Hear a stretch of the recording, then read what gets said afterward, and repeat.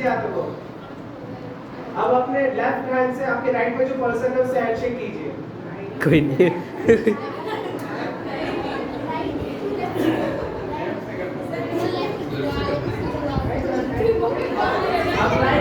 अब right hand से अपने लेफ्ट में जो पर्सन है उससे हैंडशेक कीजिए। अरे मेन पर्पस ये है कि आप ट्विस्ट हो जाए थोड़ा सा। वापस से एक बार ग्रैब करने की कोशिश कीजिए आपको जो आपके सर पे है।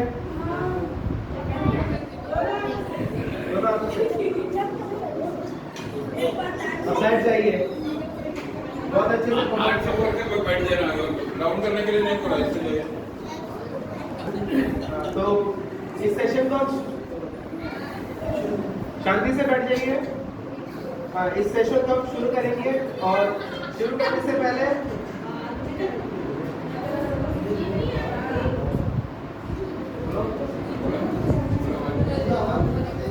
जो बाहर भाई काम कर रहे हैं अंदर आ जाइए। दिनेश अंकल, दिनेश अंकल से आग्रह करता हूँ सामने आके स्टार्टिंग प्रेयर कर दीजिए। सामने आइए आप, स्टार्टिंग प्रेयर कीजिए, आपसे अनुरोध है। सुनाई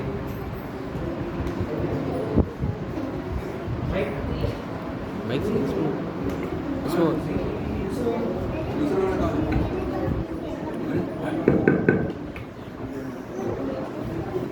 आइए हमारे सरों को झुकाते हैं।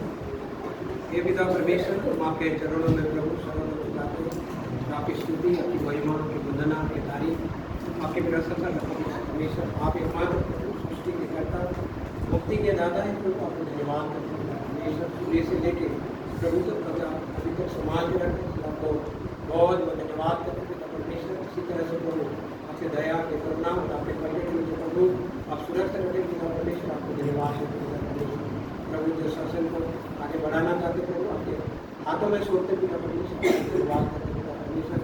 जो प्रोग्राम है प्रभु उसको आपके हाथों में सौंपते पिता परमेश्वर। जो वचन बोलेंगे प्रभु आंसू को प्रभु आपके हाथों में सौंपते पिता परमेश्वर।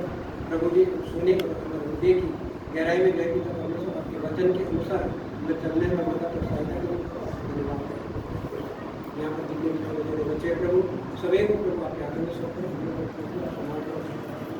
आपको धन्यवाद हमें सुंदर भजन दिया प्रभु, आपको बहुत बहुत धन्यवाद परमेश्वर। प्रभु सारे बातों को प्रभु आपके चरणों में रखते और आपके प्रिय पुत्र को हमारा उद्धार करता मुक्तिदाता प्रभु नाम से उनको धन्यवाद दिनेश अंकल। आगे का समय निरौन टीम को जो परमेश्वर की महिमा के लिए कुछ गीतों को गाएंगे। निरौन टीम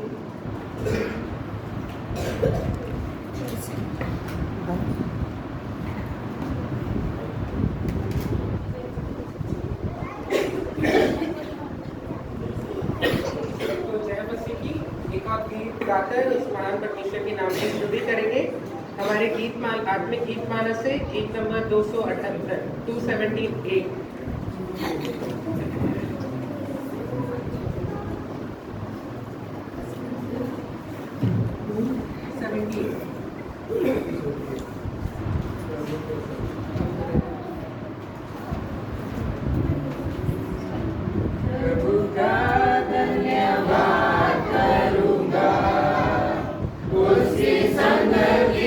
सदा रहूंगा, साथ चलूंगा।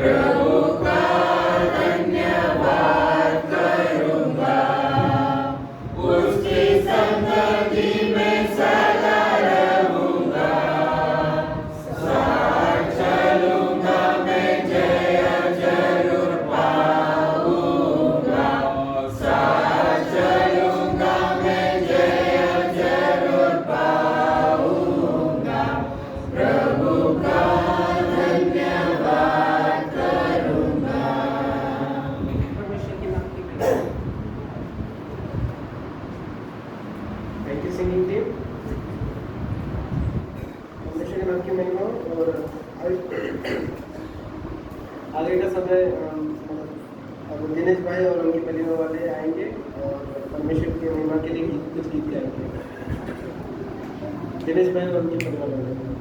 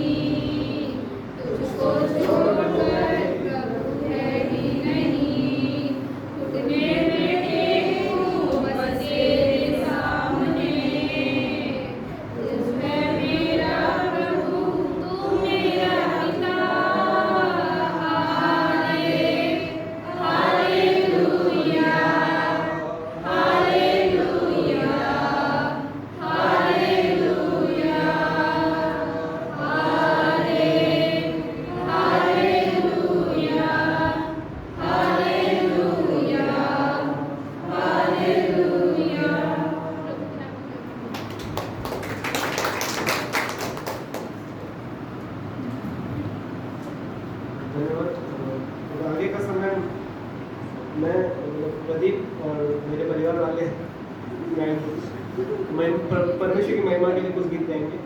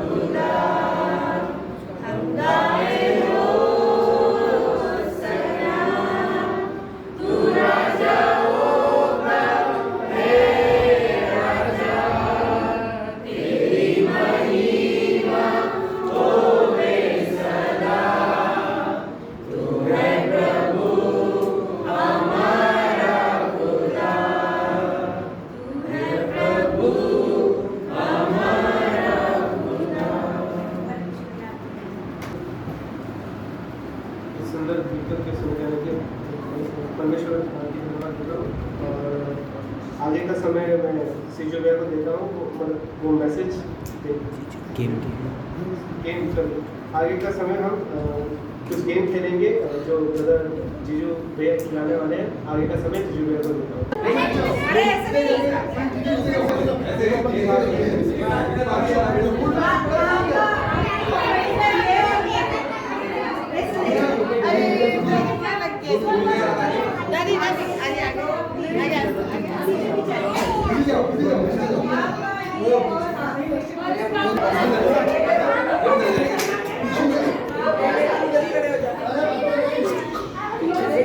गेम बता दूंगी एक बार, गेम बता दूं एक बार। पीछे जल्दी ना, वो दूसरा वाला कहाँ है? अभी तो इधर ही तो पिच चल रहा है। साइड में कम है। वो जेंट्स को कोई दिक्कत नहीं है ना, कम जने तो जिसका पहले लाइन खत्म हो जाएगी वो गेम ओवर हो जाएगा। तो गेम ये है कि हम एक आपको क्लू जैसा एक चीज बताएंगे, वो तो कैरेक्टर भी हो सकता है, वो बाइबल का नाम भी हो सकता है, किसी का नाम भी हो सकता है, कैरेक्टर का नाम भी हो सकता है। जैसे भी जो क्लू बताया उसके आपको सोच के जल्दी उसका आंसर देना है। मान लीजिए इसने आंसर दे दिया तो ये दोनों आउट हो गए। समझ में एक एक काम होते जाएंगे, अपनी अपनी इधर साइड में आते जाएंगे। अगर ये बंदा आंसर देती है तो एक ही बड़े ये कहां से आया?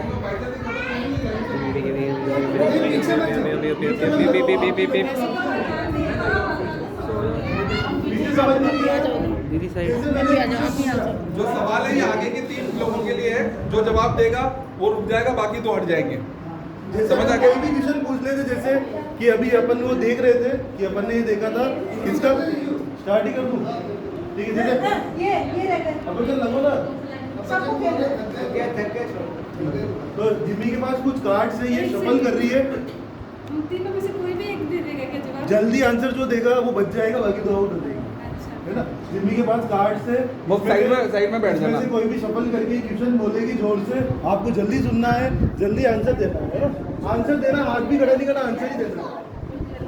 कोई एग्जांपल बताए? जैसे आया था कि बरनबास का क्या अर्थ है, तो जो जिसको आंसर आ जाएगा जो आंसर दे देगा 2 आउट हो जाएंगे। पर ऐसे इतना टफ क्वेश्चन भी नहीं आएगा, तो सिंपल क्वेश्चन ही आएंगे। और आए ही नहीं तीनों को ही, तो क्या और करेंगे? ऐसा तीनों नहीं तीनों ही है, आउट। एक्स में से नहीं है।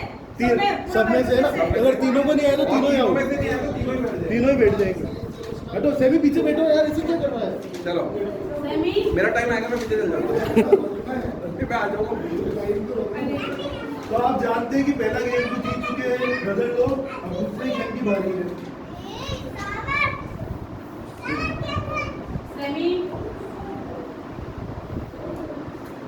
इसमें से वो कार्ड से पूछो, शफल कार्ड में से पूछो, शफल कर दिया उन्होंने ना। तो पहला क्वेश्चन फर्स्ट रो के लिए, शिनार का मुकुट। शिनार का मुकुट। Tower of Babel. भैया जीत गए दोनों। आप दोनों out। जाओ जाओ। ऐसे फास्ट आंसर देना है। Fast answer आप देना है। आगे अब आप आगे आ जाओ। आप आगे आ जाओ। अपना नंबर नहीं आएगा। नेक्स्ट है, बुक का नाम बताना है H लेटर से। हिब्रू। ये सही है। आप दोनों भाई जल्दी सोच के जल्दी आंसर देना है। आगे आते जाओ। आगे दिलीप भाई आप आ जाओ। दिलीप भाई रोक के रखना, कम लोग हैं अपने पीछे। बाइबल में प्रथम स्त्री। हो गया क्वेश्चन? जाओ बैठो बैठो। अब आप बोलते हो ना, बोला आप दोनों बैठो। बैठो मत। तो जल्दी जल्दी सोच के है ना। अब टक्कर आपकी तेज है, जल्दी बताना दिलीप भाई। ठीक है, बाइबल में सबसे अधिक आयु वाला मनुष्य का नाम और उसका उम्र। नोआ 930। गलत है, बैठ जाओ बैठ जाओ। मतुशेलह 969। आओ आगे आते जाओ। वेरी गुड दिलीप भाई, वेरी गुड। रोक के रखो आप। खिलाओगे तो हो जाएगा। नेक्स्ट है मोआबिन स्त्री। बैठो दोनों। चलो बैठो, जल्दी सोचो। आगे आते जाओ। Simple question. ये तो बात है, बाइबल पढ़ा करो सब लोग, सबके घर में। फर्स्ट क्रिश्चियन मार्टियर, पहला मसीह शहीद। स्टीफन। बैठो आप लोग नंबर जल्दी। नेक्स्ट है रंग बिरंगी कोट। जाओ बैठो। तीसरा, नेक्स्ट किसने 3 बार इनकार किया? डॉली ने सही बोला हुआ बैठ जाओ। आगे जा आगे जा। ये भैया हराना है इसको। जल्दी जल्दी देना वो भी नहीं जवाब। पता ही बोलना। छोड़ना मत। पहली महिला न्यायाधीश, फर्स्ट जज। सुन लिया ना, साइड से सुन के बोल दो। बोल दो।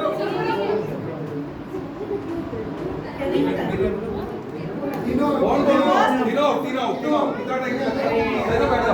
नहीं उनको नहीं बैठे। नहीं बोला बैठो बैठो बैठो। किसने बोला? आपने बोला। वो पीछे वाले ने बोला, पीछे वाले ने बोला, आगे वाले ने बोला। बैठो बैठो बैठो बैठो, तीनों बैठो। आगे आओ आगे आ जा आगे आ जा। बैठ जाओ बैठ जाओ। बोल क्यों नहीं लगे?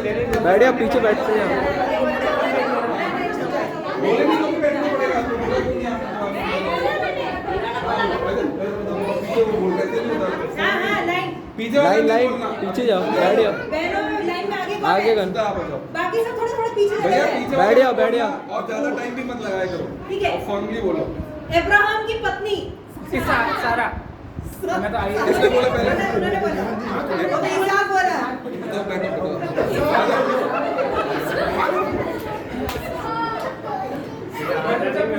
सिंपल क्वेश्चन है, आप तो सुने। सुनने कट बोलना एकदम। भैया आगे भैया आप। भजनकार। दीदी ने बोला बाकी तो दिनेश भाई जितना सुना है याद रखो। अब फोटो कटा। पहला राजा। इस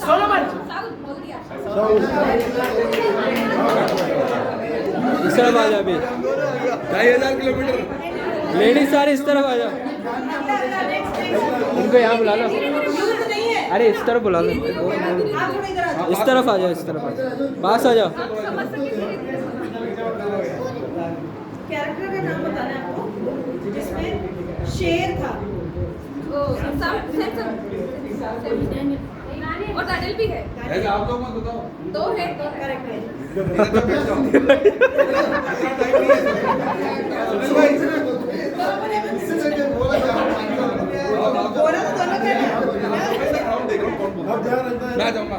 कैरेक्टर का नाम बताना है ना। बड़ा जहाज। अरे यार आप बोल रहे हो। अरे ये बोल रहे हैं इसलिए इनका जाएगा। ये गलत बोल रहे हैं, गलत है। नहीं आप ही के लोग हैं ये सारे।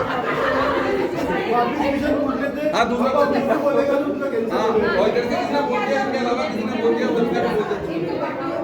एक ठीक है नेक्स्ट क्वेश्चन पूछती हूँ। हाँ एक बार रुक जाओ। आगे आवाज नहीं। परमेश्वर का पुत्र। तो ये सही है। आप बैठ जाइए। तो क्वेश्चन सुनते आंसर देना है। बाइबल की कुल पुस्तक। 66। अब इन्होंने पीछे बोला, उन्होंने बोला नहीं रूल टूट गया। आप ही ने बोला था रूल टूट गया, उन्होंने पीछे से बोला। कुछ मेरे को तो कुछ पुस्तक सुना। कुल पुस्तक। बस कुल पुस्तक हो गई है इधर की बात। आप उधर जाओ। नहीं इन्होंने देखो फिर वो तोड़ रहे बोल रहे हैं। नहीं पहले ये 5 ज्यादा है हमसे। इसको एक और बार पूछ लेते हैं। आप उधर जाके खड़ी हो जाओ। हमारी टीम विन हो जाएगी। ये लास्ट वार्निंग थी। अब एक बार लास्ट पूछ लेते हैं। हमारे क्वेश्चन भी कम है। हमारी टीम हारेगी नहीं मैं नहीं अभी क्वेश्चन है बहुत सारे। एक बार सफल कर लेते हैं वापस। जिनमें ऐसे कोई बहुत मुश्किल था प्रेरितों के काम में से एक ढूंढ के हाँ प्रेरितों के काम में से वो सीधे बताता है। लो एक बार सुन लेना, जल्दी बोलना। हाँ अक्कू बैठ। आप इधर आ जाओ। समुद्र जिसके 2 भाग किए गए। लाल समुद्र। आप जाओ। लाल साहब बोल ध्यान दे जज करना। हाँ वो उन्होंने बोला था। बपतिस्मा देने वाला है। ये वाला बपतिस्मा देने वाला। बताओ कौन अब तो इन्होंने पूरा बोला ये सही है। ये नहीं टाइम है। एक और है। ये भी है। इधर आओ। पापा जी खड़ो आगे आओ। हाँ मैं देखूंगा। प्रथम पुरुष। हाथ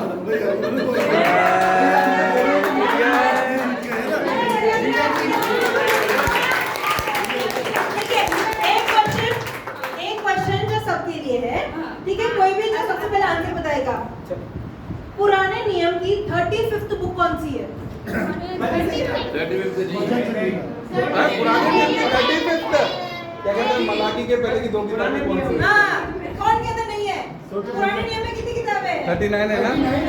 35th बुक बताओ जल्दी। करेक्ट। तो इसी के कारण ये चीज इनको मिलती है। Thank you. सही कर लो। तो मैसेज में जाने से पहले एक बार भैया प्रार्थना करें। सैम आइए हम प्रार्थना करेंगे। ये हमारे प्रेमी पिता परमेश्वर एक बार हम आपका धन्यवाद करते हैं पिता, इस प्रकार से प्रभु आपके भवन में अपने में सुबह से लेकर अब तक लेकर आए, आपका धन्यवाद करते हैं पिता। प्रभु जी थोड़े समय और जब हम आगे बिताते हैं पिता, विशेषकर से लिए प्रार्थना करते हैं पिता, आपके वचन को जब लेके आते हैं पिता, आपकी सामर्थ्य आप उन्हें दें, हमें भी पिता आपकी बातों को, गुड़ बातों को समझने के लिए प्रभु हमारा हमें भी ऐसा एक मन दे, इसके लिए हम प्रार्थना करते हैं पिता। इस संगति के लिए फिर से हम आपका धन्यवाद करते हैं, आपकी उपस्थिति के लिए प्रभु हम आपका धन्यवाद करते हैं, और सुनाए जाने वाले वचन के लिए भी प्रभु फिर से हम आपका धन्यवाद करते हैं। प्रभु उस वचन को हम सुनकर उसके अनुसार अपने जीवन को ढालने का प्रभु अनुग्रह आप हमें दे, अपनी हमारी समझ को, हमारे ज्ञान को आपके विषय में प्रभु बढ़ने में हम सहायता मदद करें, इसलिए प्रार्थना करते हैं। और अंत में सबों के द्वारा पिता आप ही के नाम को महिमा और जलाल होने पाए, इसलिए हम प्रार्थना करते हैं। सब बातों को आपके हाथों में सौंपते हुए प्रार्थना विनती को मांगते हैं मसीह यीशु के मीठे और पवित्र नाम से, आमीन। परमेश्वर के नाम की महिमा हो कि एक और बार परमेश्वर ने ऐसा मौका दिया कि आप लोगों के बीच में परमेश्वर के वचन से बातचीत कर सकूं। जो ओल्ड टेस्टमेंट है उसकी आखिरी किताब का नाम क्या है? सबको याद है ना? और न्यू टेस्टमेंट की पहली किताब का नाम क्या है? ठीक है, सबको पता है, कोई डाउट नहीं है ना? लेकिन हमें ये पता होना चाहिए कि एक्चुअल में जो ओल्ड टेस्टमेंट की जो हिस्ट्री है, जो ओल्ड टेस्टमेंट की जो हिस्ट्री है वो शुरू की 17 किताबों में खत्म हुई। टोटल कितनी किताबें? अभी बोला 39। कितनी किताबें? लेकिन शुरू की जो 17 किताब, उसमें लास्ट जो किताब है एस्तर, कौन सी किताब है? वहीं पे सारी हिस्ट्री क्या हो रही है? खत्म हो रही है। और बाकी की जो 22 किताबें हैं वो उसी काल में लिखी गई। ये आपको नॉलेज में होना बहुत जरूरी है। ऐसा मत सोचना कि मलाकी लास्ट इतिहास की किताब नहीं। इतिहास की आखिरी किताब कौन सी है? एस्तर। वहीं पे ओल्ड टेस्टमेंट की सारी हिस्ट्री क्या होती है? खत्म होती है। उसके बाद जो भी भजन संगीता है, जो भी बड़े भविष्यवक्ताओं या छोटे भविष्यवक्ताओं, वो सारी किताबें उन्हीं के काल में क्या है? लिखी भी गई है। ठीक है, तो अब आज जो मेरा विषय है वो है इंटर टेस्टमेंट पीरियड। मेरा विषय क्या है? Inter testament period. अब हम देखते हैं कि बाइबल में किताबों को 2 भागों में बांटा गया है। एक का नाम दिया है पुराना नियम और एक को नाम दिया है नया नियम, है ना? लेकिन हम जब बाइबल को पढ़ते हैं, है ना, तब अगर कोई एक साधारण आदमी, जैसे अभी हम लोग तो डेली पढ़ते हैं, है ना, हमें चीज़ों का हमें नॉलेज है, लेकिन जब एक साधारण आदमी अगर बाइबल को पढ़ता है, अगर वो पुराने नियम से नए नियम में आता है तो उसको बहुत सारे बदलाव देखने को मिलते हैं। पुराने नियम में जब हम देखते हैं कि एक ही मंदिर है, यरूशलेम का मंदिर, जो हमारे सुलेमान राजा ने बनाया। लेकिन जब हम नए नियम में आते हैं तब हम देखते हैं जगह जगह मंदिर है। अगर आप प्रेरितों का काम पढ़ के आए तो पौलुस जहाँ गया वहाँ पे सबसे पहले कहाँ गया? आराधनालय में गया। वहाँ यहूदी यूनानियों के साथ वाद विवाद किया। तो इतने मंदिर कहाँ से आए? ठीक है, फिर हम जब नए नियम, पुराने नियम में देखते हैं तब हम देखते हैं कि राजा है, महायाजक है और लोग। लेकिन जब नए नियम में आते हैं तब हम देखते हैं फरीसी हैं, सदूकी हैं, शास्त्री हैं। ये सब नाम जब हम देखते हैं तो हम देखते हैं ये सब आए कहाँ से?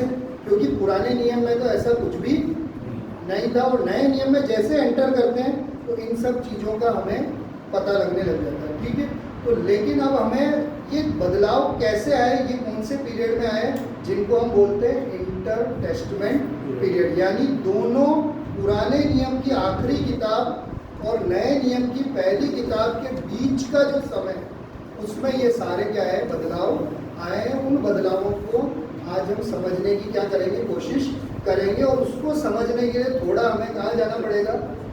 इतिहास में जाना पड़ेगा और कई बार हमें बिना बाइबल पढ़े भी चीज़ों को ग्रहण करने की कोशिश करनी पड़ेगी, क्योंकि सारी बातें कहाँ नहीं लिख रखी, बाइबल में नहीं लिख रखी। ठीक है, क्या क्या बदलाव हुआ। तो सबसे पहले इस पढ़ाई में आगे बढ़ने से पहले हमें दो चीज़ों को सीखना है।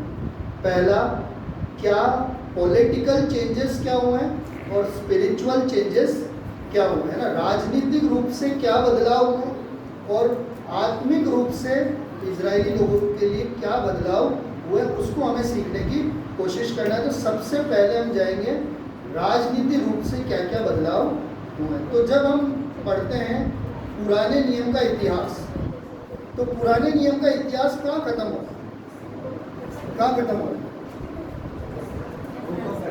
हाँ, एस्तेर मैंने बताया।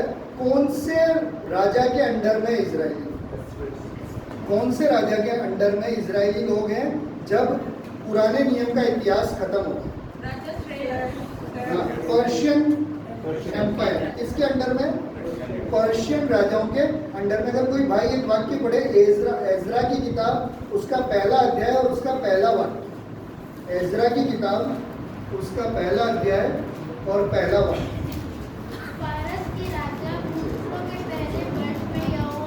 हाँ बस, फारस के राजा, हाँ इंग्लिश में इसको बोलते हैं साइरस।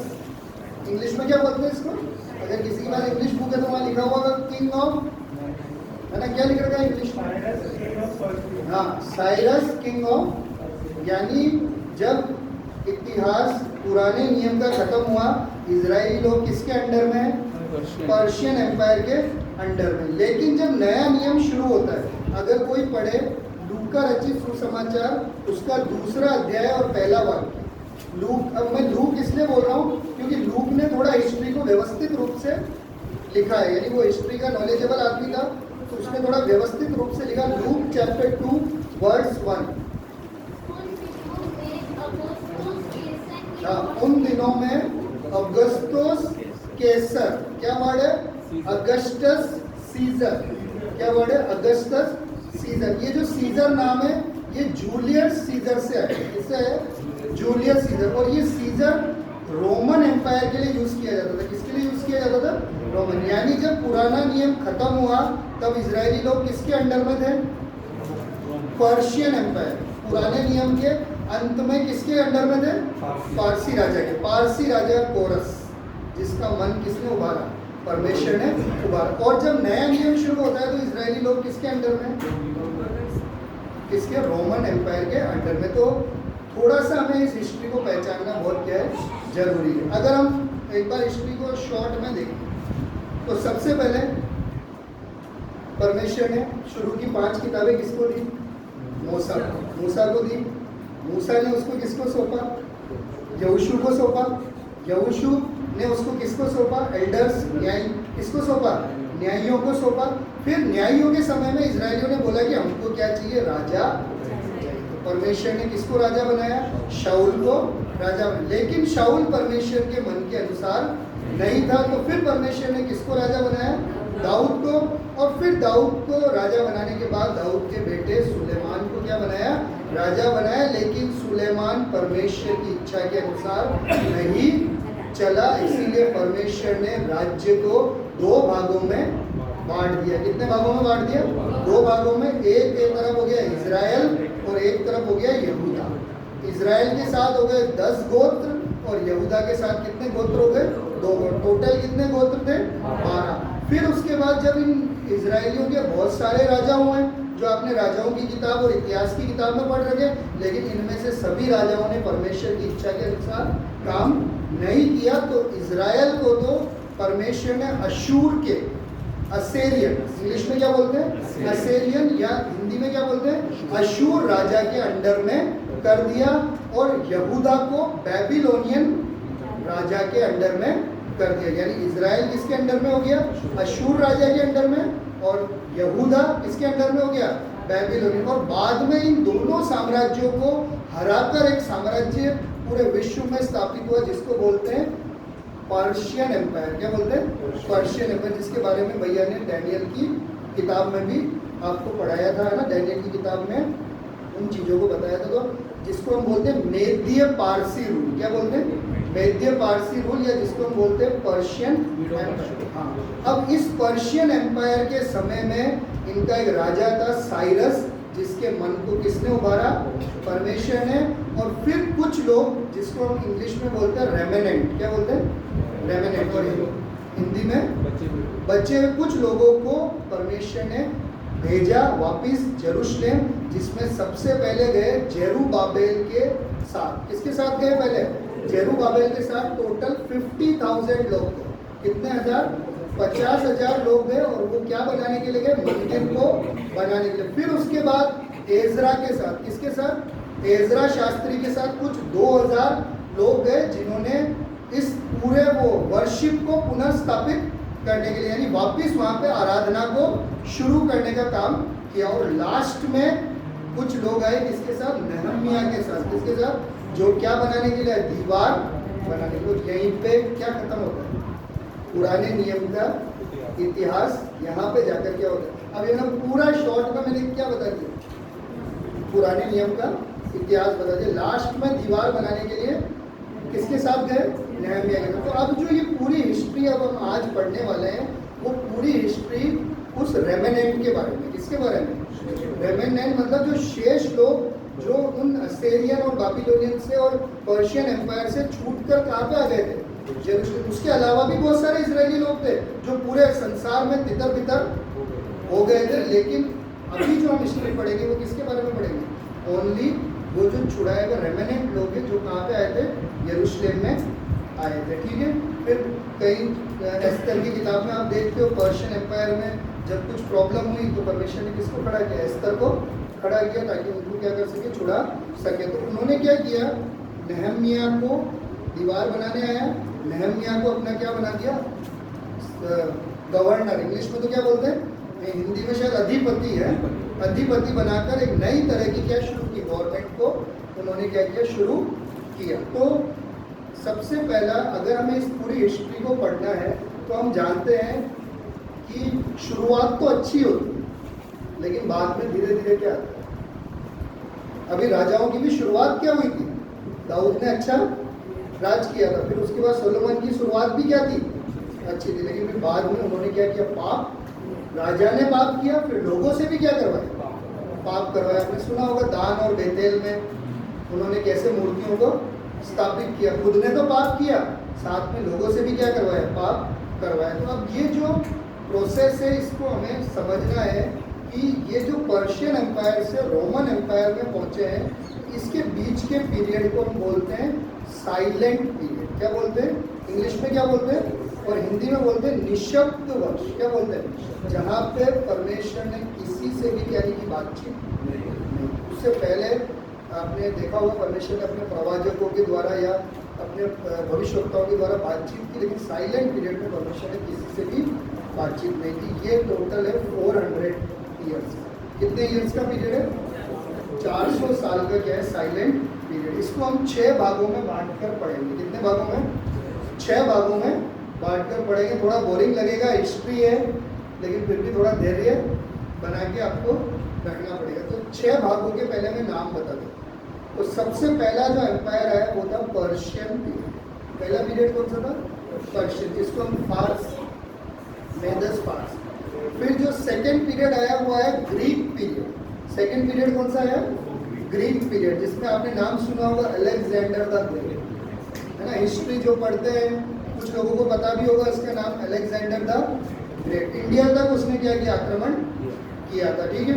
और पर्शियन रूल के बारे में भी आपने अगर एजरा एस्तर की किताब में पढ़ा होगा, ग्रीक से लेकर इंडिया तक उनका रूल कितना बड़ा था। एस्तर की किताब की पहले में ही लिख रखा है ना, फारस राजा कहाँ थे? कुश से, है ना। कोई हिंदी में शायद कुश से हिंदू देश था, है ना, हिंदू प्रदेश, यानी हिंदुस्तान तक उनका क्या था? राज्य था। सेकेंड पीरियड कौन सा है? Greek period. कौन सा पीरियड है? ग्रीक। उसके बाद क्या हुआ? जो ग्रीक पीरियड है उसमें अलेक्जेंडर की क्या हो जाती है? जल्दी मृत्यु हो जाती है ना। तो उसके 4 जनरल थे। कितने? 4। उन्होंने क्या कर दिया था? राज्यों को बांट लिया था। लेकिन उसमें से तो जो 2 जनरल है, उन 2 जनरलों ने जो यरूशलेम पे क्या किया था? राज्य किया था। उनकी हिस्ट्री थर्ड है इजिप्टियन पीरियड। उसको क्या बोलते हैं? Egyptian period. और उसके बाद फिर फोर्थ है सीरियन पीरियड। कौन सा पीरियड है? सीरियन पीरियड, यानी कि इजिप्ट लोगों ने राज किया, फिर सीरिया यानी इजिप्ट में एक जनरल था, सीरिया में एक जनरल था। पहले इजिप्ट वाले ने यरूशलेम पे राज किया, फिर उसको हराकर सीरिया वाले ने राज किया, और फिर इन दोनों के राज को यहूदियों ने खुद क्या किया? लड़कर हटा दिया, जिसको बोलते हैं इंडिपेंडेंट पीरियड या बोलते हैं मैकेबियन पीरियड। इंडिपेंडेंट पीरियड या क्या बोलते हैं? मैकेबियन। फिर इन सबको हराकर पूरे विश्व में किसका राज हो गया था? रोमन राज। तो टोटल कितने पीरियड हो गए? 6 पीरियड। पहला पर्शियन पीरियड, दूसरा ग्रीक पीरियड, तीसरा इजिप्टियन पीरियड, चौथा सीरियन पीरियड, पांचवा इंडिपेंडेंट पीरियड, और छठा कौन सा? Roman period. इन 6 भागों में साइलेंट पीरियड की हम हिस्ट्री को क्या कर सकते हैं? डिवाइड कर सकते हैं। लेकिन हमें फोकस ये करना है, इन राजाओं ने क्या किया इस पे हमें फोकस नहीं करना। हमारा फोकस है कि इजराइल देश में क्या बदलाव आए इन राजाओं के काम में। ठीक है, तो सबसे पहला हम शुरू करते हैं पर्शियन पीरियड से। किससे शुरू करेंगे? पर्शियन। तो पर्शियन एम्पायर बहुत बड़ा था, ग्रीस से लेकर, अब देखो मैप है नहीं, अगर मैप होता तो मैं आपको और बता देता, क्योंकि मैप होता है तो और अच्छे से समझ में आता है। ये जो सीरिया और इजिप्ट है ना, इसके बिल्कुल बीच में इजराइल, बिल्कुल बीच में इजराइल है ना। तो पर्शियन साम्राज्य बहुत बड़ा था, ग्रीस से लेकर कहाँ तक? इंडिया तक क्या था? फैला हुआ साम्राज्य था। और इसकी जो कैपिटल है उसका नाम किसी को याद है? पर्शियन एम्पायर की कैपिटल का नाम शूशन राजधानी में। सुना है? सुना? एस्तर की किताब में शूशन राजधानी में, यानी इसकी जो कैपिटल सिटी थी वो इंग्लिश में बोलते हैं सूसा या पर्सिपोलिस। क्या बोलते हैं? सूसा या क्या बोलते हैं? पर्सिपोलिस। ठीक है, और कई बार वहाँ के राजा बेबीलोन में भी रहते थे। कहाँ पे रहते थे? पर्शिया में तो रहते थे, साथ में कहाँ रहते थे? बेबीलोन में भी रहते थे। यहाँ के कुछ प्रमुख राजाओं के मैं नाम बताता हूँ। पहला साइरस। पहला नाम क्या है? साइरस, जिसको हिंदी में क्या लिख रखा है? खुसरू। क्या लिख रखा है? खुसरू। हाँ, खुसरू है ना, ऐसे करके हिंदी में लिख रखा है। जिसने बेबीलोन को हराया था और कौन सी राज्य की स्थापना की थी? पर्शियन एम्पायर की स्थापना की थी। फिर आपने एक नाम सुना, अक्षरेश है? अक्षरेश है, एस्तर की किताब में आपने सुना होगा, है ना। उसके बाद सुना दारियस। दारियस, दारा, ये 1 भी था, 2 भी है, बहुत सारे दारा है, बहुत सारे दारा है। इसको कंफ्यूज हो जाते हैं हम लोग, है ना। हिस्ट्री वाले तो इजी कर लेते हैं, आगे 1 2 लगा देते, 1 2 3, है ना। उसके बाद एक राजा था जिसका नाम सुना, श्रेयस, जिसको इंग्लिश में सेक्सस, अर्थ सेक्सस भी है और सेक्सस भी। सेक्स इंग्लिश में बोलते हैं सेक्सस, और एक और है अर्थ सेक्सस भी। तो ऐसे बहुत सारे नाम के राजा जिनका नाम कहाँ पे? हमारे बाइबल में भी पर्शियन राजाओं के नाम हमारे बाइबल में अवेलेबल है। अब इनको किसने डिफीट किया? इन पर्शियन एम्पायर को किसने डिफीट किया? अलेक्जेंडर ने। किसने डिफीट किया? अलेक्जेंडर ने इनको क्या किया था? डिफीट कर ग्रीक एम्पायर को क्या किया था? स्थापित किया। अब पर्शियन एम्पायर में इजरायली लोगों के लिए क्या अच्छा? पहली बात, पहले क्या हुआ? रेमेनेंट को वापस आने का मौका मिला, क्योंकि परमेश्वर ने किसके मन को उभारा? साइरस के मन को उभारा, तो रेमेनेंट वापस आया। दूसरा, टेम्पल बिल्ड हुआ। अच्छा पीरियड था ना। पर्शियन एम्पायर इजरायलियों के लिए अच्छा था या बेकार था? अच्छा पीरियड था। टेम्पल बना, वर्शिप स्टार्ट हो गई। क्या चालू हो गया? आराधना चालू हो गई। दीवार बन गई, मंदिर के चारों तरफ की क्या बन गई? दीवार बन गई। तो 4 चीज़ें इजरायलियों के साथ अच्छी हुई। पहला क्या हुआ कि वो लोग इजराइल में वापस लौटे। दूसरा, टेम्पल बनाया, वर्शिप स्टार्ट किया, और उसके बाद फिर क्या हुआ? दीवार भी बनाई। लेकिन कुछ प्रॉब्लम भी हुई। तो वो प्रॉब्लम क्या हुई? कुछ लोग मिक्स्ड पीपल उनके बीच में आ गए। कौन आ गए बीच में? मिक्स्ड पीपल, है ना। और आपको पता है कि मिक्स्ड पीपल ही हर जगह क्या प्रॉब्लम, गड़बड़ी कर। अब्राहम को परमेश्वर ने बुलाया, साथ में कौन गया? लोथ भी। क्या किया? लड़ाई झगड़ा किया, है ना। मूसा इजरायलियों को लेकर गया, है ना, मिस्र देश से। साथ में कौन आया? और भी मिक्स्ड पीपल आए, फिर उन्होंने क्या किया, गुड़गुड़ाया। और आज भी कलीसिया की सबसे बड़ी प्रॉब्लम क्या है, जो परमेश्वर की सच्ची बुलावट को नहीं पहचान कर कलीसिया में आ जाते हैं और फिर वो कलीसिया में क्या करते हैं, दिक्कतें पैदा करते हैं। तो उस पर्शियन काल में भी मिक्स्ड पीपलों ने क्या पैदा की, दिक्कतें पैदा की। अगर आपने नहमिया की किताब को अच्छे से पढ़ा हो तो नहमिया ने आके बोला था कि इनको क्या करो, हमारे से क्या करो, अलग करो, है ना। एक कोई भाई निकाल के पढ़े नहमिया की किताब 13:3, नहमिया की किताब उसका 13वां अध्याय उसका 3रा वर्ष 13:3, नहमिया चैप्टर। ये व्यवस्था सुनकर उन्होंने इस्राएल में से मिली को अलग-अलग कर दिया। हाँ, ये सुनकर उसने इजराइल में 13:3, यह व्यवस्था सुनकर उन्होंने इजराइलियों में से मिली जुली भीड़ को क्या कर दिया। और नहमिया की स्टोरी अगर याद हो तो नहमिया दीवार बनाने आया, फिर वापस गया हो, फिर कई लोगों ने विरोध किया, फिर वो वापस आया, है ना। तो ये मिली जुली भीड़ जो कौन, अगर हम हिस्ट्री से इसको स्थापित करना चाहे तो वो मिली जुली भीड़ कौन थी, है? किसी को याद हो? वो थे सामरिया लोग। कौन थे? सैमरिटाइन, सामरिया। इसलिए आपने देखा होगा प्रभु यीशु मसीह जब सामरी स्त्री से मिले तो सामरी स्त्री ने क्या सवाल पूछा परमेश्वर से कि ये इजरायली लोग हमसे कुछ भी करते थे क्या? इजरायली लोग सामरिया को क्या समझते थे? अशुद्ध समझते थे। फिर वो बोलते थे ना कि हम इस पर्वत पे वर्शिप करते हैं, तुम उससे करते हो। फिर परमेश्वर उस समय आत्मिक अर्थ में क्या बोलता है कि एक दिन ऐसा आएगा कि मेरे भक्त आत्मा और सच्चाई से क्या करेंगे, मेरी आराधना करेंगे। वहाँ पर भी एक पॉइंट था कि ये सामरी जो लोग थे ये क्या थे, इन्होंने राइवल वर्शिप शुरू कर दिया। क्या शुरू कर दिया था? एक विरोधी आराधना, यानी इजरायली लोग यहाँ आराधना कर रहे थे, उसके विरोध में उन्होंने दूसरी जगह पे क्या शुरू कर दिया था, आराधना। क्यों? क्योंकि ये सामरी लोग कौन थे? जो अशूर लोगों के साथ मिक्स हो गए थे, यानी असीरियन लोग और यहूदी लोग, इन्होंने मिक्सअप करके एक ग्रुप बनाया जिनको हम क्या बोलते थे, सैमराइट या सामरी लोग बोलते थे। और इनको नहमिया ने क्या किया, नहमिया ने क्या किया, अलग किया। ठीक है, क्योंकि आपको पता ही कि जब अशूर रूल में ये थे तब कई लोगों ने अशूर के लोगों के साथ भी क्या कर लिया था, विवाह संबंध बना लिए थे ना। और उसके बाद फिर वो अशूर के देवताओं की क्या करने लग गए थे, पूजा करने लग गए थे, उनके देवी देवता अलग हो गए थे, है ना। तो इसीलिए नहमिया ने आके बोला कि मिक्स्ड पीपल को हमारे बीच में से क्या करो, अलग करो। तो ये था हमारा पर्शियन रूल। पर्शियन रूल में इजरायलियों के लिए अच्छा हुआ या बुरा हुआ? पर्शियन एम्पायर इजरायलियों के लिए अच्छा था या बुरा? अच्छा था, है ना। क्यों? क्योंकि देखो वापिस जाने दिया, टेम्पल बना, है ना, सब चीज़ें व्यवस्थित हुई। पर एक चीज़ बुरी हुई क्योंकि वहाँ पे क्या हो गया, राइवल वर्शिप जो किसके द्वारा शुरू हो गया था, सामरियों के द्वारा शुरू हो गया। उसके बाद इन सबको किसने हराया? अलेक्जेंडर ने। इसीलिए हमारे नए नियम में भी एक बात लिख रखी, मिक्स पीपल से हमेशा दूर रहना चाहिए। 2 कोरिन्थियों उसका 6:14, 2 कोरिन्थियन उसका 6:14, कोई भी निकाल के पढ़ लें। 2 कोरिन्थियन उसका 6:14, नहीं पढ़ूं?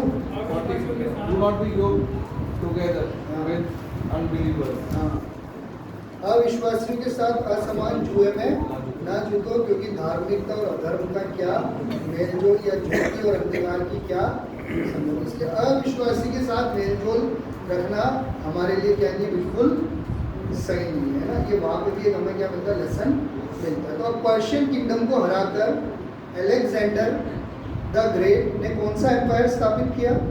ग्रीक एम्पायर को क्या किया, स्थापित किया। तो जो ग्रीक एम्पायर जब आया विश्व में तो ये पहला वेस्टर्न पावर, यानी पहली बार था जब वेस्ट से कोई आकर पूरे विश्व में क्या कर रहा है, राज कर रहा है। अभी हमने देखा बेबीलोन अफ्रीकन कॉन्टिनेंट से था। उसके बाद फिर हमने देखा पर्शियन जो एशियन कॉन्टिनेंट से था। लेकिन अब जो आया ग्रीक किंगडम, जो एक वेस्टर्न पावर का क्या है, विश्व में क्या है, साम्राज्य स्थापित हुआ, है ना। Headed by Alexander the great. उसका हेड कौन था? अलेक्जेंडर द है ना। तो ये भी एक पावरफुल देश बना, पावरफुल नेशन बना। इसलिए आपने अलेक्जेंडर के बारे में सुना होगा, ऐसा बोला जाता है कॉन्करर ऑफ द वर्ल्ड। ये पूरे विश्व को क्या करना चाहता था? जीतना चाहता था, है ना। अब हमारा क्वेश्चन आता है कि अलेक्जेंडर के रूल्स में यहूदियों को क्या दिक्कत है? क्या यहूदियों को कोई प्रॉब्लम हुई अलेक्जेंडर के रूल? अलेक्जेंडर के रूल में यहूदियों को किसी भी प्रकार की कोई भी समस्या नहीं हुई। अलेक्जेंडर यहूदियों का बहुत सम्मान करता था, बहुत उनका क्या रखता था, ध्यान। उसके लिए उसने एक जगह बनाई, अलेक्जेंड्रिया। आपने अगर नाम सुना हो, इजिप्ट में एक जगह है जिसका नाम क्या है, जिसको हम सिकंदरिया बोल रहे थे, हिंदी में क्या बोल रहे थे, अलेक्जेंड्रिया। एक जगह बनाई, वहाँ पे सारे यहूदियों को बसाया, सारे बुद्धिजीवियों को वहाँ पे बसाया। वहाँ पे बहुत पढ़ाई चलने लग गई, शोध चलने लगा, क्योंकि आपको पता है यहूदी लोग बुद्धिमान थे, क्योंकि परमेश्वर उनके साथ था। यहूदियों के साथ कौन था? परमेश्वर था, और वो बुद्धिमान लोग थे। और अलेक्जेंडर जानता था कि इनकी बुद्धि का हमें क्या करना, उपयोग करना है। इसलिए उसने अलेक्जेंड्रिया शहर बनाया, उनको वहाँ बसाया। उसने उनके कल्चर से कोई छेड़छाड़ नहीं की। उसने टेम्पल को उसी तरह जैसे वो चलाते थे वैसे चलने दिया। वर्शिप करने की उनको पूरी क्या दी, फ्रीडम, आज़ादी दी। कोई उनको रोक टोक नहीं लाई, कोई दिक्कत उनको पैदा नहीं की। लेकिन हमें कुछ चीज़ों को ध्यान रखना है कि अलेक्जेंडर के समय में मेन क्या चीज़। अब अलेक्जेंडर क्या है कि ऐसा राजा था जो चाहता था कि पूरा विश्व एक जैसा हो जाए, यानी कि एक ही कल्चर, एक ही लैंग्वेज। तो वो चाहता था कि पूरे विश्व में कौन सा लैंग्वेज हो जाए, ग्रीक लैंग्वेज। कौन सा लैंग्वेज? Greek language. और आपको ये पता भी होगा कि नया नियम किस में लिखा गया, न्यू टेस्टमेंट कौन से लैंग्वेज में लिखा गया, ग्रीक लैंग्वेज में, है ना। तो वहाँ पे हम देखते हैं कि ग्रीक लैंग्वेज का महत्व क्या होता जा रहा है, बहुत बढ़ता जा रहा है। लेकिन अलेक्जेंडर के पीरियड में किसी भी इजरायलियों को क्या नहीं हुई, कोई समस्या नहीं हुई। लेकिन हम जानते हैं कि अलेक्जेंडर एक कम उम्र में क्या हो गया, मर गया। बहुत कम उम्र थी उसकी, और उस कम उम्र में वो क्या हो गया, मर गया। तो अलेक्जेंडर के राज्य को 4 भागों में क्या किया गया, बांट लिया गया, क्योंकि उसके 4 बड़े बड़े क्या थे, जनरल थे ना। अब उनमें से हमें 2 जनरल्स के बारे में पढ़ना है ना। तो सबसे पहला जो, उसके बाद जो 3rd पीरियड आता है, हम वो पीरियड बोलते हैं जिसको इजिप्टियन पीरियड। कौन सा पीरियड? Egyptian period. अब बताओ, ग्रीक पीरियड में कोई दिक्कत हुई क्या इजराइलियों को? कोई दिक्कत नहीं हुई। बढ़ गए, उनके नंबर्स बढ़ते गए, टेम्पल में आराधना कर रहे हैं, फ्रीडम कर रहे हैं, वर्शिप, कोई क्या एक समस्या नहीं है। तब अगला पीरियड कौन सा आता है, इजिप्टियन पीरियड। इसमें अलेक्जेंडर का एक जनरल था जिसका नाम है, अगर आपको तो शायद क्या पता, नाम याद भी हो या नहीं हो, किसी को याद भी होगा, टोलमी। स्पेलिंग है PTOLEMY, पी साइलेंट, इसको क्या पढ़ते हैं, टोलमी। क्या पढ़ते हैं? अगर आप इजिप्टियन हिस्ट्री के बारे में पढ़ोगे और इजिप्टियन हिस्ट्री में कौन कौन से ग्रीक रूलर थे उसके बारे में पढ़ोगे, तो 7-8 टोलमी के बारे में पढ़ोगे। तो हिस्ट्री पढ़ने वाले को इजी, टोलमी 1, टोलमी 2, टोलमी 3, ऐसे 7-8 टोलमी के बारे में हम क्या कर सकते हैं, पढ़ सकते हैं ना। जब हम इजिप्टियन हिस्ट्री पढ़ेंगे, और इजिप्टियन हिस्ट्री में जब ग्रीक रूलर्स ने इजिप्ट को रूल किया था, तब टोलमीज का रूल था। किसका रूल था? टोलमीज। अब ये टोलमी कौन था? हाँ, अलेक्जेंडर का एक क्या था, जनरल था। अब हम देखते हैं इस टोलमी के रूल में क्या यहूदियों को कोई परेशानी हुई थी। टोलमी के रूल, एक रूल देख रहे हैं हम, इसमें इजरायलियों को क्या समस्याएं आ रही है। टोलमी के रूल में क्या समस्या है, तो हम टोलमी के रूल में देखते हैं कि इजरायली लोगों को कोई भी क्या नहीं है, जैसा अलेक्जेंडर ने उनके साथ किया वैसा ही इसने भी उनको क्या दिया, फ्रीडम दिया। लेकिन इस टोलमी के समय में ही सबसे ज़्यादा सिनेगोग बने। क्या बने? हर जगह क्या बने, जहाँ जहाँ यहूदी लोग गए, इन्होंने जहाँ जहाँ सेटल करवाया, वहाँ उन्होंने क्या बनाते गए, टेम्पल। केरल में भी आकर उन्होंने क्या बनाया, सिनेगोग है, टेम्पल है ना। जहाँ जहाँ यहूदी लोग गए, वहाँ पे यहूदी लोगों ने क्या बनाया, टेम्पल को बनाया। फ्रीडम दिया उसने वर्शिप को। और अलेक्जेंड्रिया पूरे वर्ल्ड का एक इंटेलेक्चुअल हब बन गया, यानी कि सारे बुद्धिमान लोग कहाँ पे हैं, अलेक्जेंड्रिया। इसलिए आप लोग कभी मैथ्स वगैरह में भी पढ़ते हो, साइंस में भी पढ़ते हो, कितने ग्रीक मैथमेटिशियन, कितने ग्रीक एस्ट्रोलॉजर्स हैं, इनके बारे में आप पढ़ते हो। तो ये उसी समय के लोग हैं जिनमें इन अलेक्जेंडर्स के जो जनरल है और अलेक्जेंडर खुद ने इनको लाकर कहाँ पे लाया था? अलेक्जेंडर में लाया था। अलेक्जेंड्रिया में अलेक्जेंड्रिया लाइब्रेरी भी है जो सबसे ज़्यादा दुनिया में फेमस हुई थी, जिसमें सबसे ज़्यादा अलग अलग विषयों पर क्या होते थे?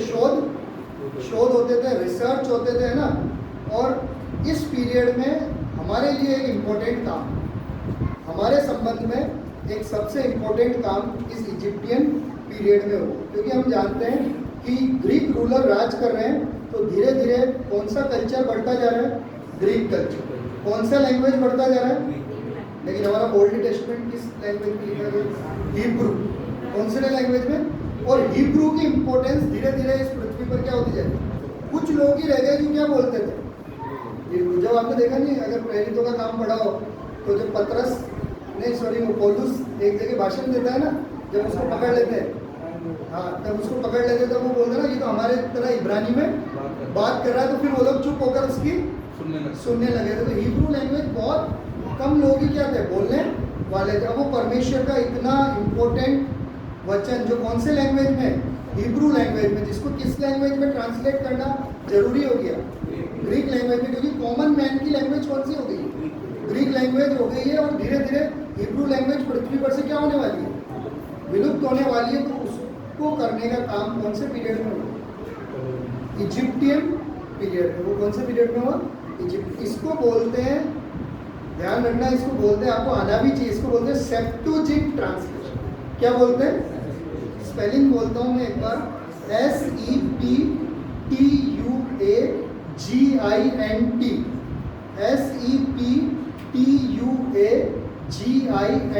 सेप्टुजिंट ट्रांसलेशन। ये क्योंकि हमें आना बहुत क्या है?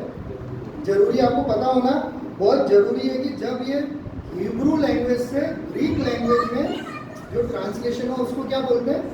अभी सेप्टुजिंट का मतलब है, सेप्टुजिंट का मतलब 70, इसका मतलब है 70 पीपल। ये किसने किया? 70 लैंग्वेज एक्सपर्ट। किसने मिलकर किया? 70 लिंग्विस्टिक एक्सपर्ट, जिनको यरूशलेम से कहाँ पे लेकर आया? अलेक्जेंड्रिया ले आया गया। वो बुद्धिमान लोग जो लैंग्वेज के ज्ञाता थे, उन लोगों ने परमेश्वर के उस महत्वपूर्ण वचन जो हिब्रू भाषा में था, उसको कौन सी भाषा में ट्रांसलेट किया? ग्रीक भाषा में, ताकि वो कॉमन आदमी के पास में वो वचन क्या हो सके? पहुंच सके। और इतने जो सिनेगॉग बन रहे हैं वहाँ पे वो वचन क्या हो सके? पहुंच सके। तो सबसे मेन काम क्या हुआ? सेप्टुजिंट ट्रांसलेशन। और हम जानते हैं कि जब जब आत्मिक रूप से बढ़ोतरी होती है तो पीछे कौन काम करता है? शैतान आता है। फिर कौन आता है? जब भी हम आत्मिक रूप से क्या होते जाते हैं? बढ़ते जाते हैं, तो फिर शैतान को ये क्या नहीं आता? पसंद नहीं आता। इसीलिए जो अगला पीरियड है, कौन सा पीरियड है? Syrian period. कौन सा पीरियड? जो इजरायली लोगों के लिए बहुत ही बुरा पीरियड था। उन्होंने कभी अपने भविष्य में भी नहीं सोचा कि उनके साथ ऐसा होने वाला। इतना वो बुरा पीरियड था, क्योंकि परमेश्वर का वचन फैल रहा था और शैतान क्या नहीं बैठ सकता? चुप नहीं बैठ सकता। तो शैतान का काम होना है। तो इजिप्टियन पीरियड कैसा था इसराइलियों के लिए? अच्छा पीरियड था। इजिप्टियन राजाओं को क्या बोलते थे? टॉलमी। क्या बोलते हैं? टॉलमी, है ना। इजिप्टियन पीरियड अच्छा था। उसमें मेन काम क्या हुआ? सबसे मेन एक ही चीज आपको याद रखना है, मैं इसको शॉर्ट में सेप्टुजिंट ट्रांसलेशन। क्या हुआ? सेप्टुजिंट ट्रांसलेशन। तो 3 पीरियड हमने कंप्लीट कर दिया। बताओ, पर्शियन पीरियड अच्छा था इसराइलियों के लिए, वापस लौट के आए, सब काम वापस शुरू हो गया। ग्रीक पीरियड शांति, इजिप्टियन पीरियड और शांति इजिप्टियन पीरियड में और क्या हुई? शांति। और टेम्पल बनते गए, उनका कल्चर क्या होता गया? बढ़ता गया। तो अगला जो पीरियड आया जिसको बोलते हैं सीरियन पीरियड, है ना। अब जो सीरियन पीरियड है वो भी अलेक्जेंडर का एक और जनरल था, जिसका नाम था, जैसे उनको बोलते हैं सेलूकस। क्या बोलते हैं? सेलूकस। अगर आपने नाम हिस्ट्री जिसने पढ़ा, सेलूकस निकेटर का नाम सुना किसी ने? सेलूकस निकेटर। इंडिया से भी संबंध है, इंडिया से भी क्या है? चंद्रगुप्त मौर्य का काल पढ़ा है, है ना। तो उस काल में सेलुकस निकेटर का भी बहुत रोल था, किसमें, इंडिया में भी रोल था ना। तो ये जो सेलुकस एक और जनरल था, तो ये सेलुकस और टॉलेमी की लड़ाई होती, आपस में लड़ते रहते थे। तो थोड़े टाइम टॉलेमी के अंडर में था इजराइल, और अब किसके अंडर में आ गया, सेलुकस के अंडर में आ गया। तो जो सीरियन पीरियड के जो रूलर्स है ना, उनको सेलुकस बोलते थे, या इंग्लिश में बोलते थे सेलूसिड। क्या बोलते थे, सेलूसिड, या SELUCUS,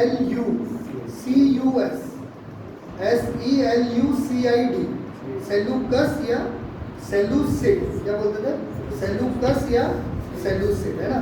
अब इसमें से कौन सा आदमी था जिसने इजराइल को सबसे पहले अंडर में किया, उसका नाम था एंटियोकस। क्या नाम था, एंटियोकस। क्या नाम था, एंटियोकस। ठीक है, एंटियोकस भी 1 2 3 है, सेलुकस भी क्या है, सेलुकस भी 1 2 3 है ना। अब एक आदमी है जिसने सबसे ज़्यादा प्रॉब्लम खड़ी की ज्यूस के लिए, उसका नाम है एंटियोकस एपिफेनेस। नाम सुना, एंटियोकस। अगर जो बाइबल हिस्ट्री के बारे में जानता है तो उसने नाम सुना होगा। स्पेलिंग बताता हूँ मैं, हाँ, डैनियल को सिखाया, ANTIOCHUS, Antiochus Epiphanes, EPIPHANES,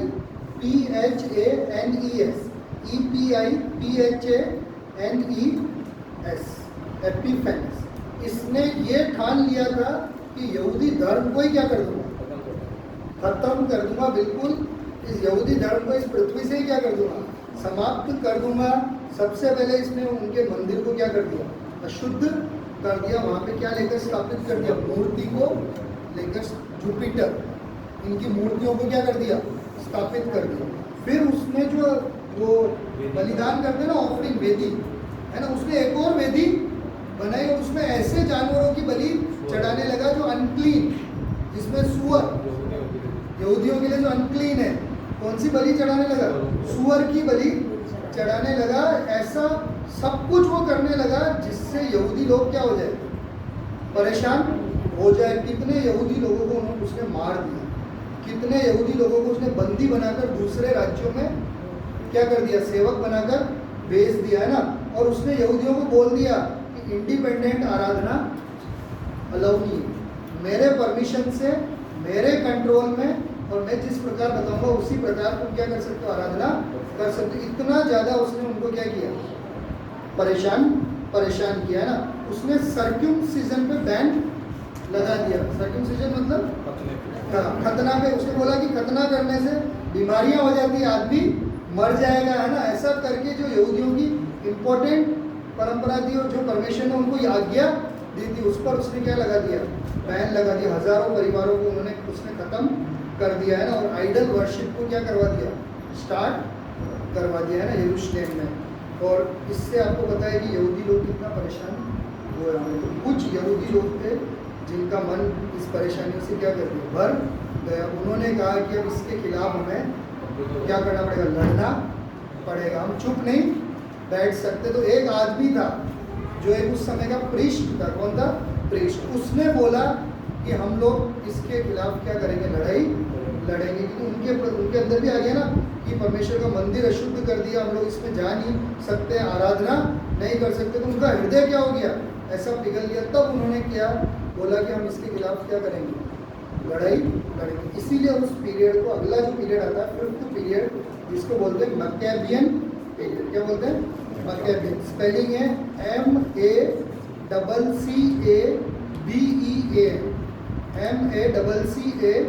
MACCABEAN, मक्केबियन period, या बोलते हैं इंडिपेंडेंट पीरियड। मक्केबियन पीरियड बोलेंगे या कौन सा पीरियड बोलेंगे, इंडिपेंडेंट पीरियड। अब ये जो लड़ाई है ये शुरू की एक बूढ़े प्रीस्ट ने, जिसका नाम था मत्तथियास। क्या नाम था उसका, मत्तथियास। क्या नाम था, स्पेलिंग MATHATIAS, मत्तथियास,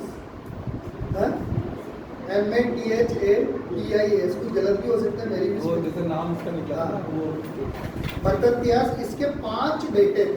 कितने बेटे थे, 5। पहले का नाम था जूडास, दूसरे का नाम था जोनाथन, तीसरे का नाम था साइमन, चौथे का नाम था जॉन, और 5वें का नाम था एलियास। कितने कितने बेटे थे? 5 बेटे थे। उसमें जो पहला बेटा था ना जूदास, उसी का पूरा नाम था जूदास मक्केबियन। क्या नाम था उसका? जूदास मक्केबियन। इसीलिए इस पीरियड को किस नाम से जाना गया? मक्केबियन पीरियड के नाम से जाना गया, जूदास मक्केबियन, है ना। और इन्होंने किसके खिलाफ लड़ाई की? सीरियन के खिलाफ। सीरिया जो राजा है उनके खिलाफ इन्होंने क्या की? लड़ाई लड़ी, ताकि ये क्या ला सके? इंडिपेंडेंट रूल ला सके, है ना।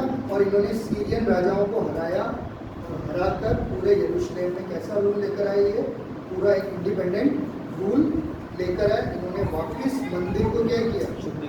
शुद्धिकरण किया। वापस मंदिर को रीडेडिकेट किया, किसको? परमेश्वर को। और फिर एक नए तरह की इन्होंने क्या चालू की? सरकार शुरू की। नई तरह की क्या शुरू की?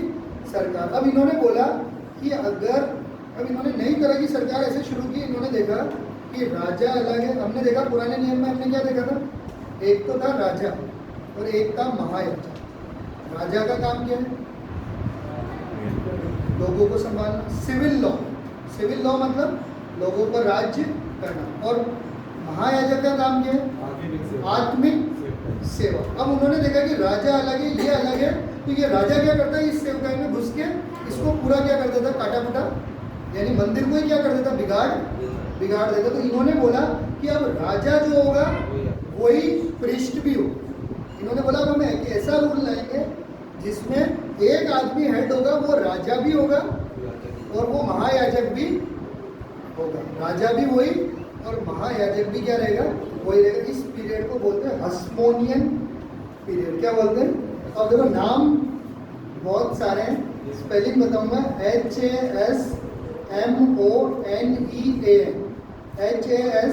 HASMONEAN, Hasmonean period. ये क्या है कि जो उनके 5 बेटे थे ना, उसमें से एलियाजर जो था ना, उसी से ये पीरियड क्या हुआ? चालू हुआ, जिसको हम बोलते हैं हस्मोनियन हाई प्रीस्ट एंड रूलर। क्या बोलते हैं इनको? हाई प्रीस्ट भी है और साथ में क्या है? रूलर भी है। तो अगर एक ही आदमी हाई प्रीस्ट भी होगा, रूलर भी होगा, तो वो मंदिर को क्या नहीं कर पाएगा? अशुद्ध नहीं कर पाएगा, क्योंकि वो साथ में सिविल अथॉरिटी भी उसके पास है, स्पिरिचुअल अथॉरिटी भी क्या है? उसी के पास। लेकिन पहले क्या था? राजा के पास तो सिविल अथॉरिटी थी और या महायाजक के पास क्या थी? कौन सी अथॉरिटी थी? ठीक है, आत्मिक अथॉरिटी। तो ये मध्य इतिहास के परिवार वाले एक के बाद क्या करने लगे? रूल करने लगे। और इस पीरियड को हिस्ट्री में क्या नाम से जाना गया? हस्मोनियन पीरियड। हस्मोनियन पीरियड। तो इस पूरे पीरियड को 3 नाम, मक्केबियन पीरियड, इंडिपेंडेंट पीरियड, और या क्या बोलेंगे इसको? हस्मोनियन पीरियड, है ना। और हम जानते भी है जब प्रभु यीशु मसीह को पकड़ा गया था, तो सबसे पहले उनको किसके पास थे? प्रभु यीशु मसीह को पकड़ा गया था पहले किसके पास थे? महायाजक के पास नहीं लगे थे। क्यों लगे थे महायाजक के पास? क्योंकि हस्मोनियन के हिसाब से हेड कौन है? महायाजक। तो उनके ऊपर कौन है? रोमन एम्पायर है। लेकिन हस्मोनियन के हिसाब से तो यरूशलेम का हेड कौन है? महायाजक। इसीलिए सबसे पहले किसके पास ले गए? महायाजक के पास ले गए। तो अब हम लास्ट पीरियड में आएंगे, जो है रोमन पीरियड। कौन सा पीरियड है? रोमन पीरियड, है ना। तो अभी जो रोमन पीरियड है, ये लोग इंडिपेंडेंस अपना खुद का करने लग गए। इजरायली लोग अच्छे से अपने ऊपर के अपने लोगों पे क्या करने लगे? राज करने लग गए। तभी क्या हुआ? एक आदमी आया और उसने पूरे विश्व को वापस क्या कर लिया? अपने कंट्रोल में कर लिया, जिसका नाम है रोमन एम्पायर। पॉम्पी। क्या नाम है उसका? POMPY, पॉम्पे, POMPY। ये लगभग 63 BC की बात है। प्रभु यीशु मसीह का जन्म से पहले 63 साल वाई की जगह आई थी। कई जगह वाई है, कई जगह, है ना। पॉम्पी जो जेरूशलेम है वो किसके अंडर में आ गया? पॉम्पी जो एक रोमन एम्पायर था। ठीक है। अब आपने देखा होगा कि जब पॉम्पी रोमन एम्पायर रूल करने लगा, तब उसने देखा कि जो पुराने जो साम्राज्य हैं उनको थोड़ी बहुत क्या देनी चाहिए? इंडिपेंडेंस देनी चाहिए। अगर आपने भारत का थोड़ा इतिहास पढ़ा है क्या? भारत का इतिहास है, तो अंग्रेजों ने भारत पे रूल किया था क्या? पूरे भारत पे रूल किया था क्या? नहीं। भारत को दो भागों में उन्होंने बांटा था, ब्रिटिश इंडिया और प्रिंसली स्टेट। सुना ना? राजस्थान पे अंग्रेजों ने राज किया था? नहीं किया था, क्योंकि राजस्थान कौन सा स्टेट था? प्रिंसली स्टेट था। ठीक है, तो उन्होंने देखा कि जो पुराने राजा है उनको थोड़ा क्या देना चाहिए, सम्मान देना चाहिए, तो उनको अपने अकॉर्डिंग, लेकिन उनको कंट्रोल करने के लिए इन्होंने हर जगह क्या रखा था? गवर्नर जनरल नहीं रखा था? नाम सुना होगा ना, वॉरेन हास्टिंग। सबसे पहला गवर्नर जनरल कौन था भारत का? Warren Hastings.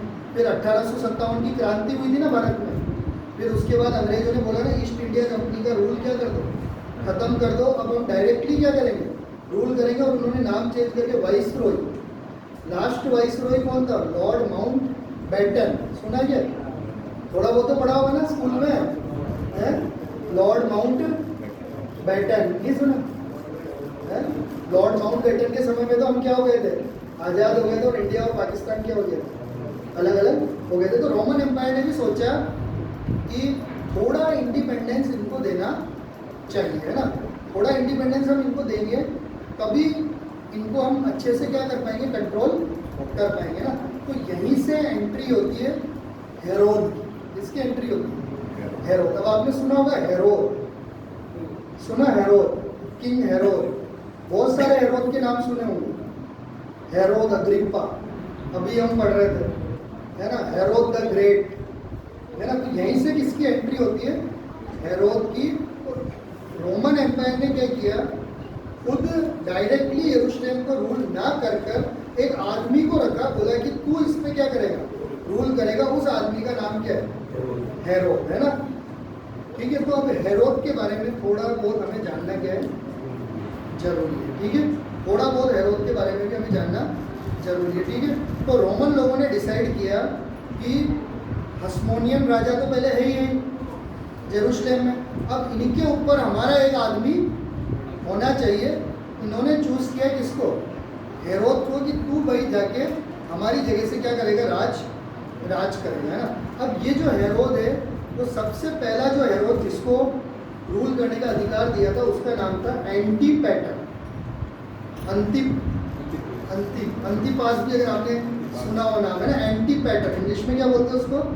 एंटीपैटर, है ना? अब ये एंटीपैटर एक्चुअल में इसने यहूदी धर्म को धारण कर लिया था, ताकि ये बनना चाहता था कि मैं क्या हूँ, यहूदी हूँ, मैं तुम्हारे साथ हूँ, है ना? तुम्हारे को ढंग से क्या करूँगा, रूल।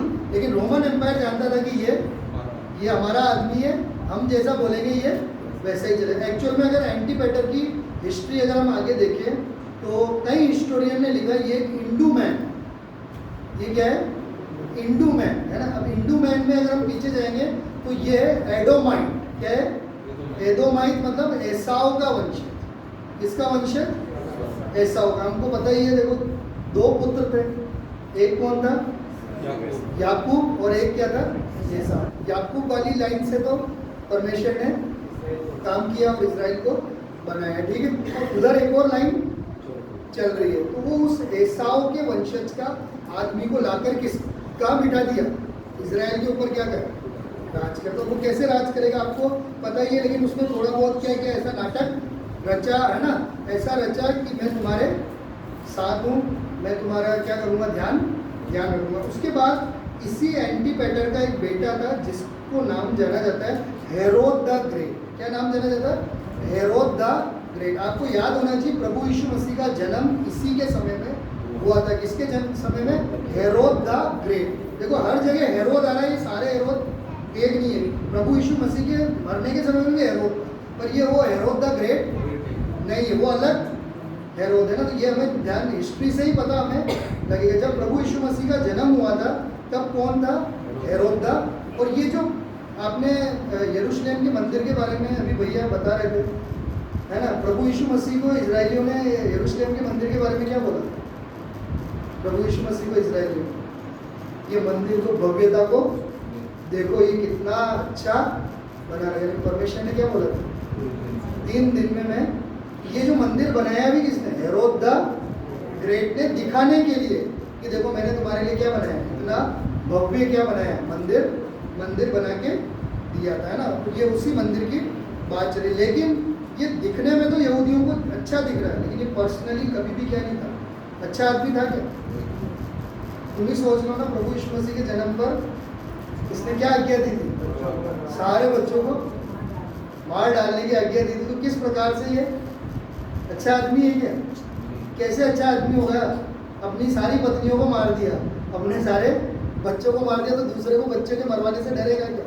है जब अपने ही कितने इसके 10 वाइफ थे, कितने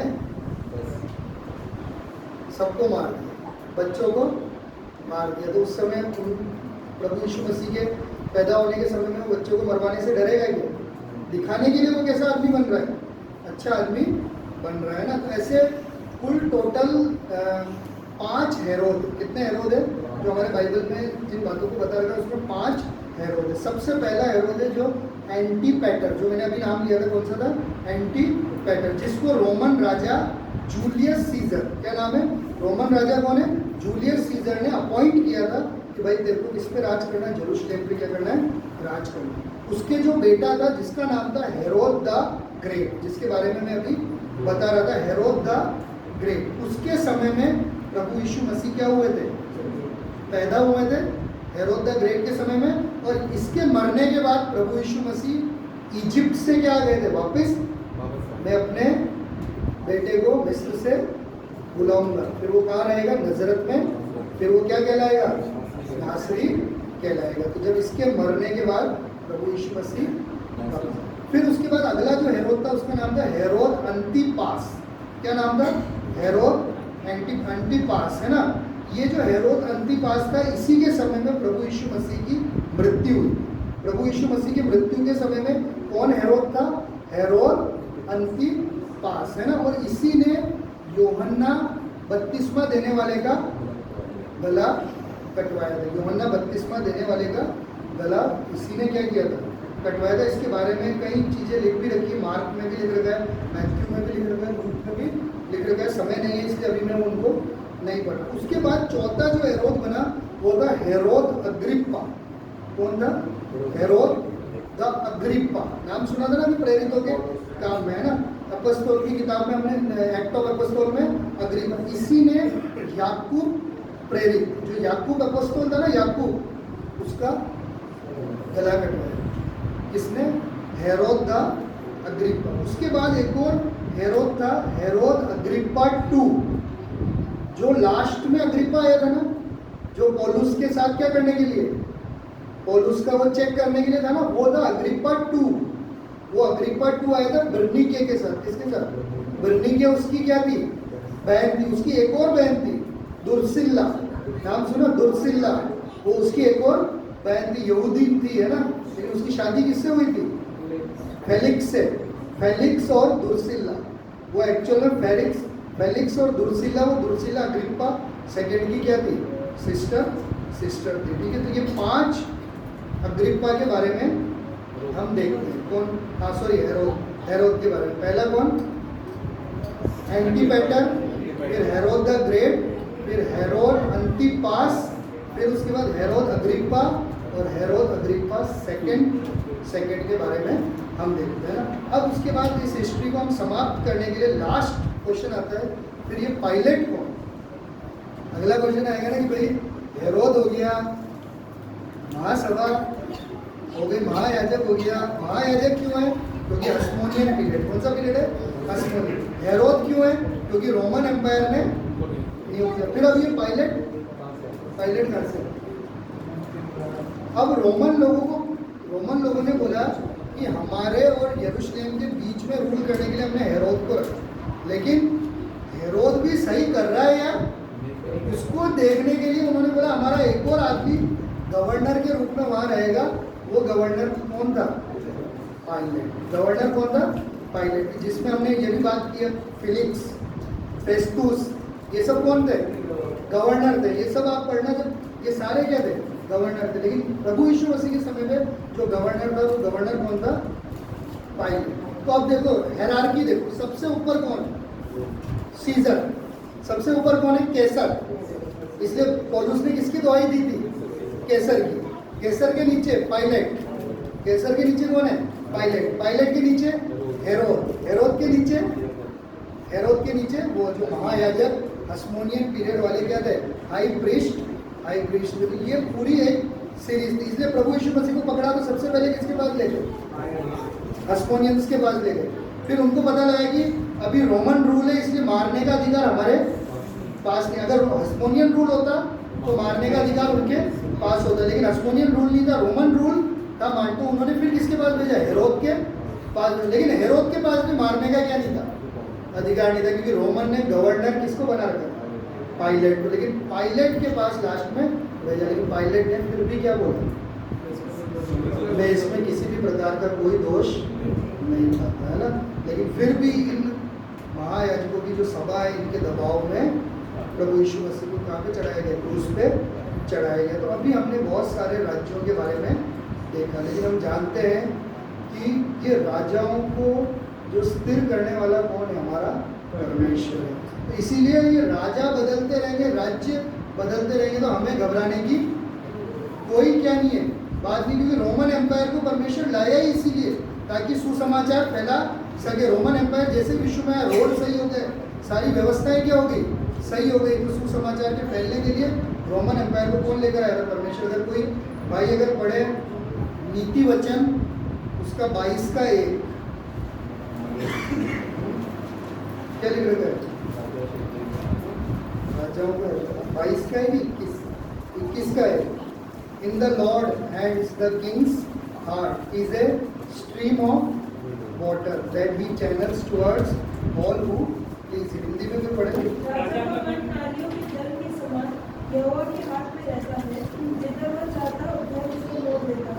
जिधर वो चाहता है, तो हम जब परमेश्वर के जन हैं, कोई भी राजा हो हमें घबराने की कोई बात नहीं, क्योंकि जो हो रहा है परमेश्वर के कहे अनुसार ही चल रहा है और उसी के अनुसार क्या होगा, चलेगा। हम जब दानियल की किताब में क्या पढ़ते हैं, तो उसके 2:21 में दानियल क्या बोलता है परमेश्वर से, समयों और ऋतुओं को वही बदलता है, राजाओं का अस्त और उदय भी वही करता है, बुद्धिमानों को बुद्धि और समझ वालों को समझ भी।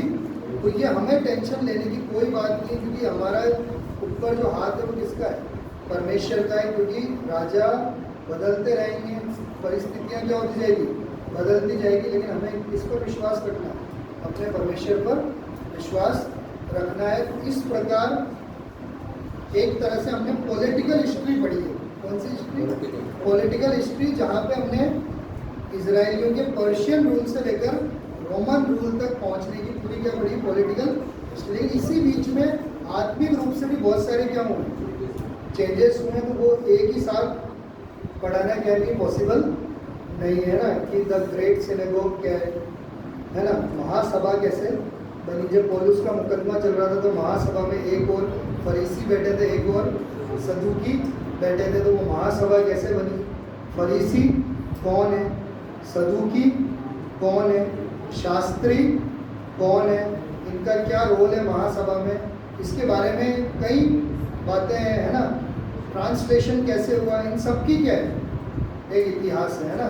तो ये आने वाले समय में अगर परमेश्वर चाहेगा तो हम इसमें से क्या करेंगे, पढ़ेंगे